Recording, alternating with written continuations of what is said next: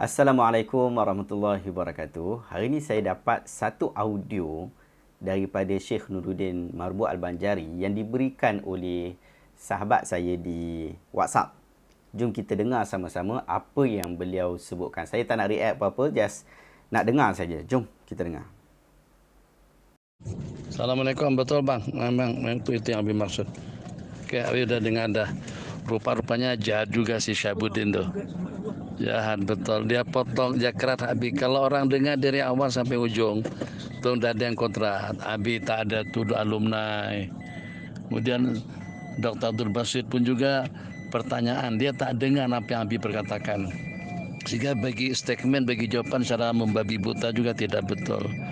Jadi coba tolong minta siapalah daripada anak-anak santri dengar kembali apa yang Abi ceramahkan pada hari itu, dan apa yang Abi risaukan, apa yang Abi khawatirkan.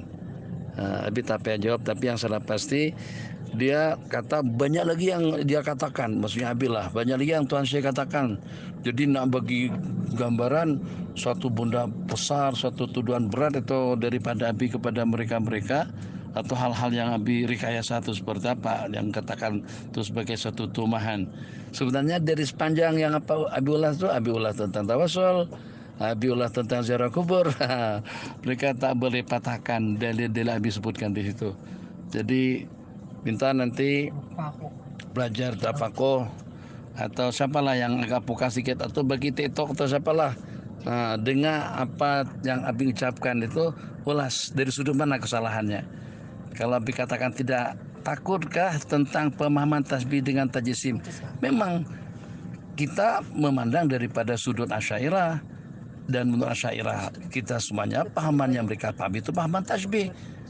Sebab mereka isbatkan ada tempat bagi Allah, ada tangan bagi Allah, ada mata bagi Allah. Seperti itu. Jadi kita kepada orang yang kita ceramahi semuanya di kalangan yang berpahaman akidah Asy'ariyah. Yang berbicara Abi juga yang punya pahaman Asy'ariyah, dan sudut pandang Abi pun juga daripada pahaman Asy'ariyah.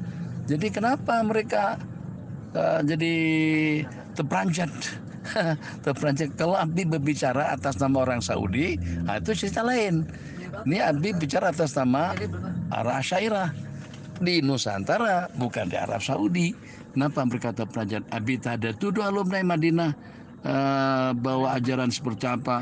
Abi kata boleh jadi. Coba tinggal itu. Tak risaukan nanti ada anak, ada bahasanya pun anak, bukan anak-anak. Anak itu satu aja, bukan ramai. Tak takutkah kalau nanti anak itu nanti akan buat pahaman tasbih atau tajisim, atau juga akan jadi sampai ekstrim, sampai pada tahap keekstrimannya itu boleh mengkafirkan mak dan ayah. Mereka kenapa tidak berasa ketika tutup guru mereka di Madinah, mereka dengar pasti dan pasti telinga mereka itu dengar pada waktu mereka mengkafirkan Asy'ariyah, bukan setakat sesat je. Apakah mereka senyap-senyap macam tu aja seperti heboh sekarang ni? Syabuddin tu tak dengar ke? Kalau tak dengar, jangan komen, jangan cakap, dengar dulu. Jangan bawa fitnah, jangan potong segarat. Nasaman apa? Apa kita nasaman saat ketika kita dikafirkan sama mereka? Kita nasaman siapa? Apa yang kita nasaman saat ketika dengan para aulia, Syekh Abdul Qadir Jailani, Syekh Ahmad Al-Badawi, Syekh Al-Busiri mereka kafirkan? Ayo, apa yang Anda katakan? Bagi begitu maklumat.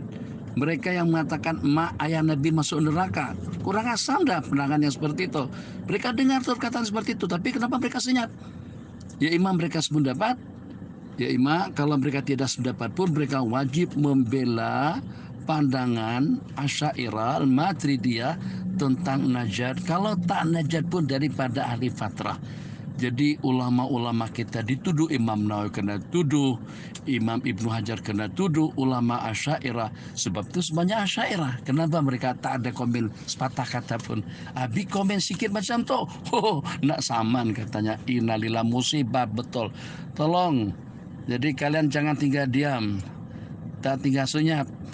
Jangan sampai segmen yang seperti itu tersebar tanpa ada sedikit kesensitipan hati yang pada waktu dengan mereka menuduh sesuka hati, kita hima pada posisi yang sesat, bahkan kadang-kadang sampai pada tahap dikafirkan, disyirikan, sampai tidak hanya dengan kita tapi al-ummah.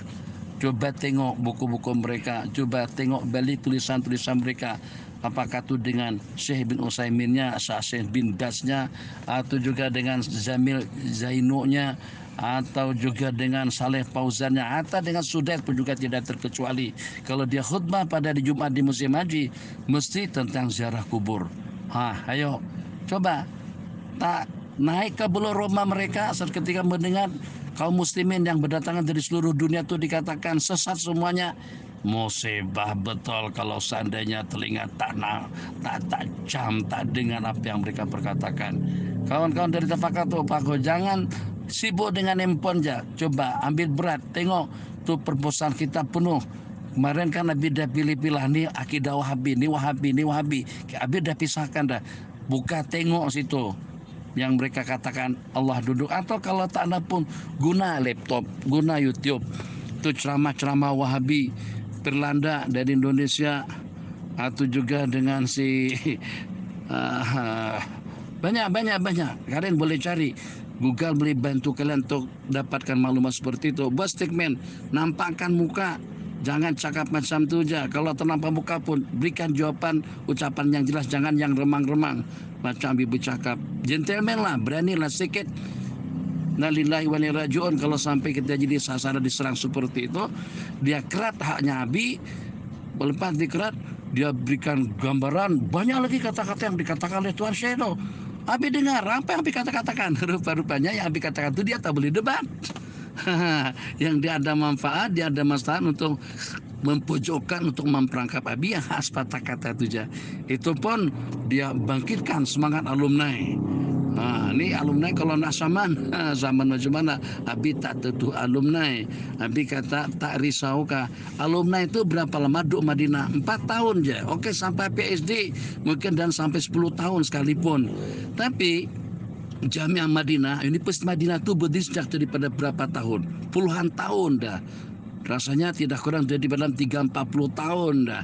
Jadi kalian tak tahu perkembangannya seperti apa. Daripada pensyarah kepada syarah yang berbicara tentang akidah, pasti pahaman yang kita pandang oleh para ulama Asy'ariyah itu sebagai pahaman tajsim atau tasbih itu dapat kita simak daripada ucapan mereka.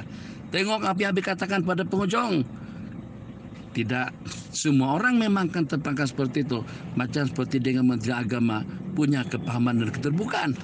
Kenapa tidak disebut yang itu? Kurang asam betul. Assalamualaikum warahmatullahi wabarakatuh.